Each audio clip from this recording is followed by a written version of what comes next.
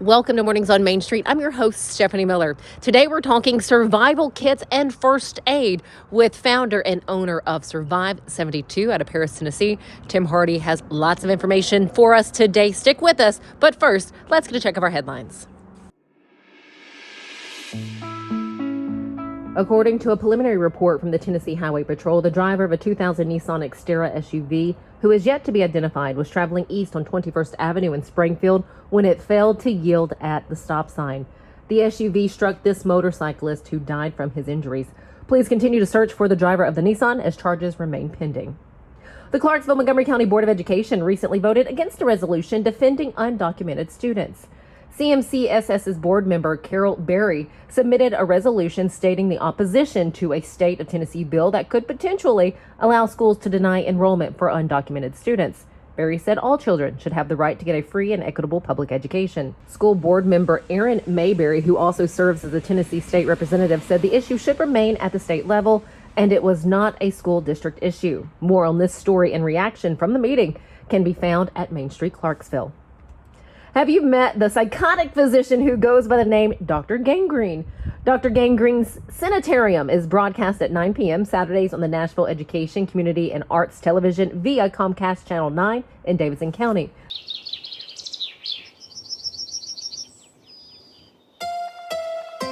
From the Tennessee Valley Weather Channel, this is your weather on Main Street.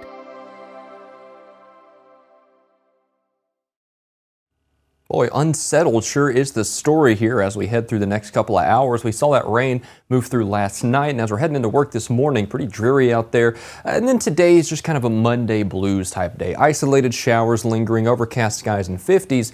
Yeah, it's definitely a classic fall day, and honestly, in some ways, you could even call it a classic winter day, right? We're below average as far as temperatures are concerned here for today. No big differences through tomorrow either. I think isolated showers linger, temperatures stay in the 50s, and clouds go nowhere. In fact, rain returns, I'd say tomorrow night, notice Tuesday night and the first half of Wednesday, so we're not at all done with the rain, at least for this first half of the week. Thursday, Friday, Saturday, towards Halloween, though, looking drier, so Mother Nature is at least cooperating for our outdoor plans by the end of the week as we wrap up October. If you want the latest in weather conditions, be sure to tune in to our Busy Bee Plumbing Weather Report each weekday on Mornings on Main Street. Brought to you, of course, by Busy Bee Plumbing, Heating and Air Conditioning. We will keep you updated on the latest conditions outside, like severe weather, heat, snow, rain, and even hail.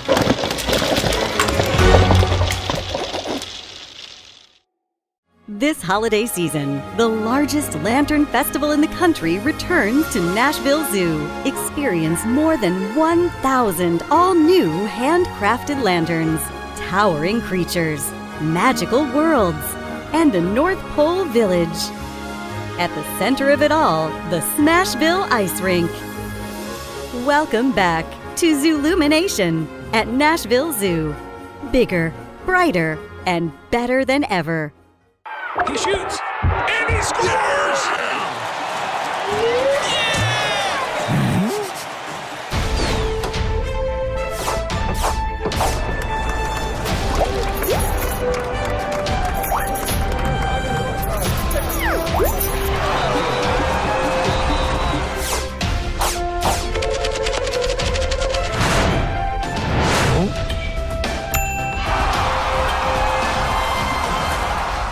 Welcome back. We're learning all about what you can gain by taking part in Survive 72, which is here in Paris, Tennessee. This is outside of one of the classroom settings when there's a larger group. Tim Hardy's been so nice to share so much information with us about wilderness survival skills. So I can't thank you enough for this. You're welcome. You're welcome. And it's not just about, we were just chatting about, it's not just about an emergency, but just a situation that might have you needing some of the items that you would those must-need items, whether it be a blanket, extra water. And in this, let me tell you, you have all that you need in this little bag right here. This is, like I told you before, this is a survival kit that I made for myself. This is what I have. This is about as big as I want to make it because I'm more likely to carry this than I am something larger if I'm going to carry it on myself. So I can simply just throw that in the bottom of my bag. And in there is a emergency shelter, which is, I don't have to do nothing. Put a cord up, ran this thing through it. Is that something that we saw down there? No, you didn't see it down there, but I show how those work in the class. I've got one and they put it up. It's just like a large tube of Mylar is what it is. It's just but it's an emergency tent. And you'll hear a lot of people in the communities talk about, oh, that thing's a piece of junk. It doesn't hold up. Well, it's not designed to go camping in. It's designed to get out of the weather quickly and stay dry for some hours. That's all it's for, you know. An emergency. An emergency, yeah. So that's in there. There's an emergency sleeping bag, which is, again, it's just a Mylar bag that helps retain your body heat. And then there's one of those, what they call blanket, which it's not a blanket. It's just a piece of plastic Mylar material, you know. It has no insulating characteristics to it at all. It just retains your body heat. I mean, that's all Mylar does, but they give it a name like a blanket, and it's really not like a blanket you put on your bed. It has insulating material to So it. this is something if you're out in the wilderness, if you're going hiking or camping. What about just for a vehicle, like for maybe that we should all equip ourselves with, whether it be our car, our van, our truck? Yeah, man, I wish I had it with me. I don't. It's actually in the car. I put it back in. Yeah, I put it back in the car. But it's like one of these green bags right there. Actually, it's about this big. It looks almost like a little suitcase, and in it I've got some food that you can mix with water. It's a dehydrated type foods. I have a little means of heating and boiling water, because we always carry like a half a case of water in the car with us when we go traveling anywhere or whatever. So we have water in there. We carry blankets in the car, so we got a means of that. But there's just some extra things in there. A first aid kit. There's the food's in there. There's some flashlight thing with rechargeable battery type things in there. So it's just things that, toilet paper. Okay, there's toilet paper in there, hand sanitizer, and by all means some just bags to put it all in and set it outside the car. I mean, you have to go to the bathroom, so you got toilet paper in there. Things like that, maybe some emergency, I usually carry, because I take medications for some things, and I usually take 3 days of medications with me anywhere I go, extra, that stays in the vehicles. I keep some in the truck, because it's constantly, I get somewhere, I'm like, oh man, I forgot to take my pills this morning, but I got some in the truck, and so they're in there. It's just things like that are in there, light sources and things, because I have actually been stranded on the interstate in a snowstorm. I mean, it was up in North Carolina, where you come across from North Carolina into Tennessee. There's a tunnel there, and there was this snowstorm going on one time, and a tractor trailer and a car got in a wreck inside that tunnel. It shut the entire interstate down. The snow got deep. They shut the interstate down. Everybody was stuck. But I had that thing with me, so I was okay, you know. I had to stay overnight there till they get it all cleaned out, and you could continue on. Let's talk about purifying water. Okay, so for me, there's there's 3 ways of doing it. There's a lot of different things out there that you can use to make water safe to drink, but there's three major, I guess, ways of doing it: boiling it, filtering it, or chemically treating it. Okay. All right, so one of those ways is going to do it. Each one has its ups and downs. Chemically treating it is quick. It's fairly quick. You usually have to wait about 30 minutes before you can use it. So the tablets are small. They're easy to carry.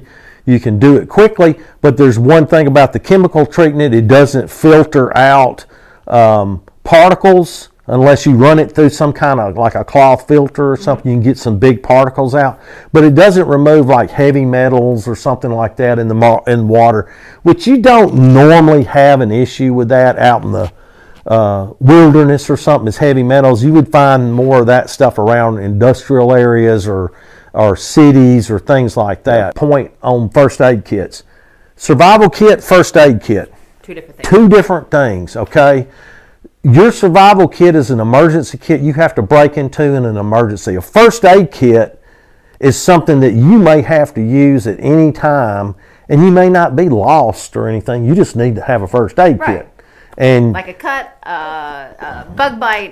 yeah, whatever, broke ankle or whatever the case is, the first aid kit. And again, don't rely on Walmart's $23 first aid kit with 500 pieces in it, because that is a ouchie boo boo kit.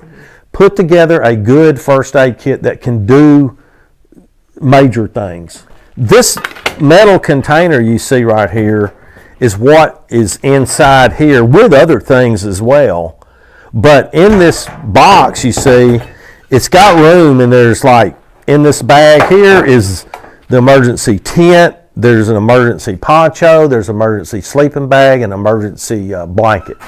It's all in this bag with the cordage that's used. And then also in here, like in the bottom of this, anything that's flat will be inside here, like the a Pharrell lens, like a magnifying glass lens, is laying in here. I will take strips of duct tape and put in the top of this top right here, because you can use duct tape as a first aid item, and you can also use it as a fire making item. Put together a good first aid kit that can do major things, you know. But I don't have time to go into all of that. But that, I can't put. Yeah, there is. I can't just put a lot of. I just want to put a lot of emphasis on that. Those should be separate things and not combined together. And so that is where we will end with this. Tim, thank you so very You're much. welcome. Gosh, I learned so much in just a morning's time. But again, the two big points he just made: a survival kit and a first aid kit. Two different kits. Two different things that you should have. Tim, thank you so much. You're welcome. And again, you can find Survive 72 on Facebook. You can also just type it right into Google, Survive 72, Paris, Tennessee. You'll find it. It'll take you to his website. We appreciate that. You're welcome. All right. You're welcome. Thanks for coming. Oh my gosh, thanks for having us. This is fantastic. Go ahead, get your class for next year and be a part of that. Call ahead, because they fill up pretty quick. That is not a surprise. All right, have a good rest of the day. We'll see you back here tomorrow. Deep in a forest at Nashville Zoo, new creatures here for you to view. Phantoms graced in black and white swing high in trees of dappled light. In rocky crags, tall and steep, small antelopes with nimble feet. A wise old man with beard of white, a sentry perched on stony height. Amidst it all, a hunter lies, with coat of gold and steely eyes. A new adventure just for you. Leopard Forest at Nashville Zoo. Open now.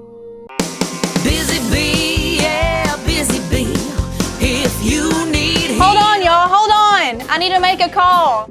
Hey, this is Brianna with Busy Bee. I'm giving you a call to let you know your technician is on his way. 333. Guys, not yet. Not yet.